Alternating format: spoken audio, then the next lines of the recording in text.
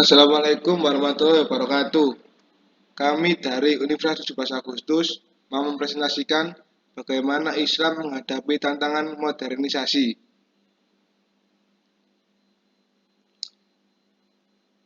Ini adalah nama-nama kelompok: Nazula Raflesia Putri, Habib Nabil Fauzan, Muhammad Iqbal Firnanda, Muhammad Irsyadul Asyid.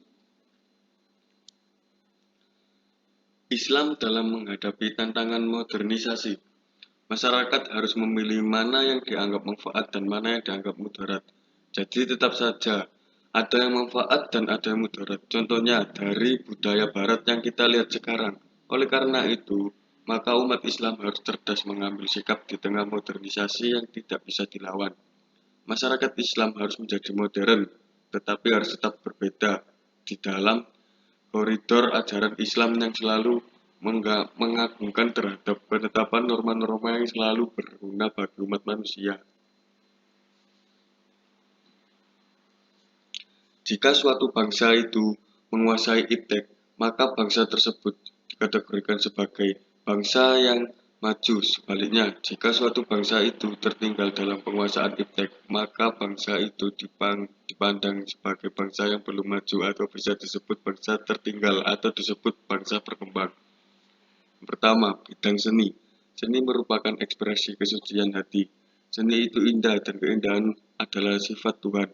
Dalam dunia modern, seni dapat menjadi pisau bermata dua bila di satu sisi dapat menjadi pencerah jiwa manusia dalam kehidupan dan di satu sisi lagi dapat mengancam nilai-nilai hakiki kemanusiaan. Bidang ekonomi.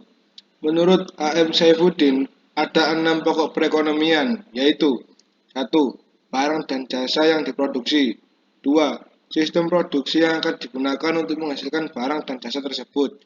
3. Sistem distribusi yang berlaku di antara para pelaku ekonomi. 4. Efisiensi dalam penggunaan faktor-faktor produksi. 5. Antisipasi terhadap fluktuasi pasar mulai dari inflasi, resesi, depresi, dan lain-lain. 6. Ikhtiar manajemen produksi dan distribusi agar efisien. Ekonomi konvensional berprinsip berkorban sekecil-kecilnya untuk mendapatkan keuntungan yang sebesar-besarnya. Dalam Islam, ekonomi ialah berkorban secara tidak kikir dan tidak boros. Dalam rangka mendapatkan keuntungan yang layak, kekuatan ekonomi sangat berpengaruh terhadap eksistensi dan wibawa suatu bangsa. Bidang politik. Politik dalam Islam disebut siasah, merupakan bagian integral atau tidak terpisah dari fikih Islam. Salah satu objek kajian fikih Islam adalah siasah atau disebut fikih politik. Fikih politik secara global membahas masalah-masalah yaitu siasah dusturia, yaitu hukum tata negara. Lalu siasah dauliyah, yaitu hukum politik yang mengatur hubungan internasional. Lalu satu lagi siasah mauliyah, yaitu hukum politik yang mengatur keuangan negara. Bidang pendidikan. Tujuan bidang pendidikan dalam Islam adalah merealisasikan ubudiyah kepada Allah, baik secara individu maupun masyarakat, dan mengimplementasikan khilafah dalam kehidupan untuk kemajuan umat manusia. Menurut An-Nahlawi, Islam mengupayakan 3 metode, yaitu yang pertama, pedagosis psikologis, yang kedua, saling menasehati antar individu dan masyarakat, yang ketiga, menggunakan jalur kekuasaan. Tujuan pendidikan dikatakan berhasil manakala proses pendidikan dilakukan dengan cara yang benar secara nurani dan menyentuh ketiga ranah yang ada dalam diri manusia, yaitu akal, hati, dan jasmani. Dalam kacamata Islam, sumber ilmu itu terbagi dua, yaitu ayat Qur'aniyah, ayat Qur'aniyah. Dalam bidang ekonomi yang juga terdapat riba yang harus diperhatikan oleh masyarakat Islam. Seorang pakar ekonomi Islam yaitu Syafi'i Antonio menjelaskan jenis-jenis riba, yaitu riba qard, riba jahiliyah, riba nasi'ah, riba dalam nasi'ah. Dalam masalah politik, NKRI menjamin penduduknya untuk memeluk suatu agama dan melaksanakan ajaran agamanya dalam kehidupan sehari-hari. Kekuasaan harus diraih dengan berbagai cara, tetapi tidak menghalalkan segala cara yang diharamkan. Kehidupan demokrasi akan terasa menjadi berkah dan mendatangkan kemaslahatan bagi segenap rakyat jika dibingkai dengan nilai-nilai keilahian. Demokrasi akan menjadi bencana manakala para pelakunya menjauhkan diri dari nilai-nilai ilahi.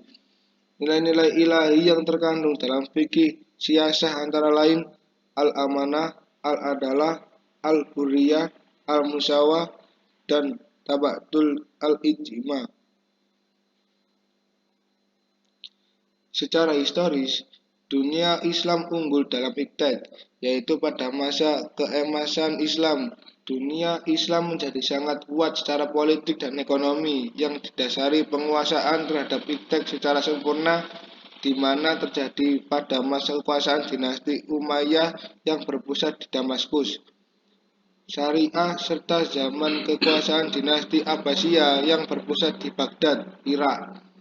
Secara teologis, Allah telah menetapkan bahwa yang akan mendapat kemajuan pada masa depan adalah bangsa yang menguasai ilmu pengetahuan yang dilandasi dengan iman, di mana umat Islam makmur secara materi dan rohani, juga makmur dalam keahlian dan adil dalam kemakmuran.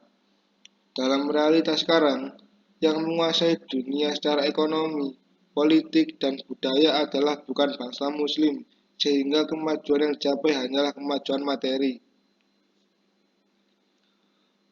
Membangun argumen tentang kompatibel Islam dan tantangan modernisasi. Modern adalah perubahan sikap dan pandangan dari tradisional ke rasional, dari primordial ke logis dan nalar. Terdapat beberapa karakteristik dalam ajaran Islam, yaitu rasional, sesuai dengan fitrah manusia, tidak mengandung kesulitan, tidak mengandung banyak taklif, dan bertahap. Modernisasi telah mengubah pola pikir, pola pergaulan, dan pola kehidupan secara masif. Dalam proses modernisasi ini, seringkali kaum buruh menjadi lemah ketika berhadapan dengan kaum pemodal.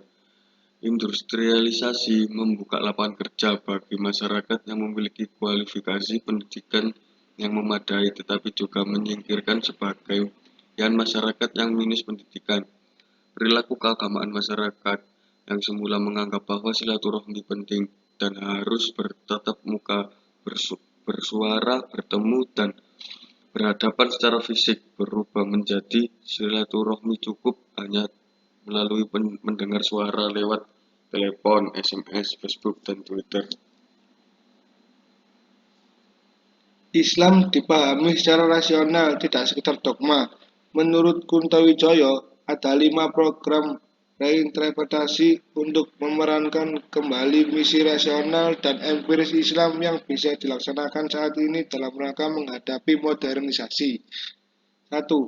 Perlunya dikembangkan penafsiran sosial struktural. 2. Mengubah cara pikir objektif ke cara berpikir objektif. 3. Mengubah Islam yang normatif menjadi teoritis. 4. Mengubah pemahaman yang ahistoris menjadi historis. 5.